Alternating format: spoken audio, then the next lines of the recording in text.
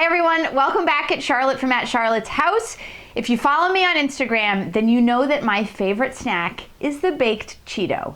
Today I have a project that serves no purpose other than the fact that I think it'll be really funny, so stay tuned and see what I have planned for my favorite snack food.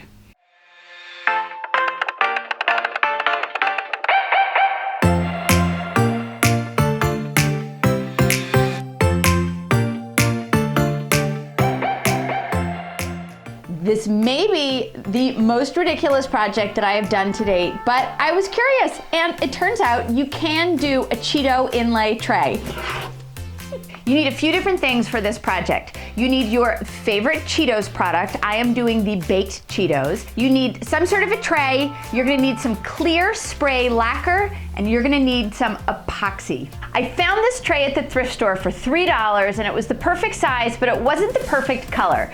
So I took it outside and I gave it a quick coat of white spray paint before I started anything. Once the spray paint had cured, I brought it inside and I started to lay out my Cheetos. Now, I wish I could tell you that I had some fancy plans of doing some intricate design, but I didn't. Instead, I simply wanted to line up my Cheetos in such a way that they looked sort of uniform. I wanted the pattern to look a little bit neat and clean, so I was simply looking for Cheetos that were kind of the same shape and they were relatively straight. And yes, I recognize that I am talking about Cheetos with more specificity than I suspect anyone has in the past. I used a hot glue gun to glue all my Cheetos in place. If you don't glue your Cheetos to the bottom of the tray, then when you pour the epoxy in, they're just gonna float to the surface and it's gonna be a mess. You wanna make sure that you seal your Cheetos. If you don't, all of that delicious orange powdered cheese is gonna come off in your epoxy, and I suspect that you'd have an orange cloudy mess. I'm working with Moss Epoxy Art Pro. I've used this before. I find it really easy to work with and I thought it would be perfect for this project. Make sure you follow the directions on your epoxy and mix it thoroughly, and then you're gonna pour the epoxy right in over the Cheetos. One thing I noticed working with the Cheetos is that I had to be fairly attentive to the air bubbles. I don't know if it was the temperature in which I was working or possibly the material that I was working with, but I did notice a lot more air bubbles than normal, so I had to really pay attention to my pour for a good 15 to 30 minutes, and I kept going over it with my heat gun to pull those bubbles to the surface and get the smoothest finish possible.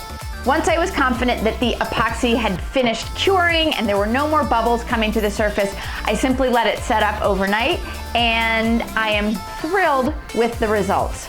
A quick note about food safety when it comes to epoxy. I did Google this. It seems like the results are a little bit mixed. Essentially, once your epoxy hardens, you're just dealing with plastic, and as we all know, BPA and various plastics are technically not great when it comes to food safety. However, I would say just use your best judgment.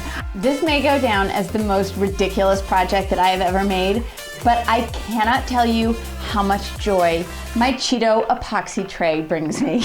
Leave me a comment and let me know what else you think I could make from Cheetos. The best part about crafting and making things with Cheetos is that you get to snack as you go, so I am totally on board. Thanks so much for watching. Don't forget to subscribe to my YouTube channel, and have a great day, everyone.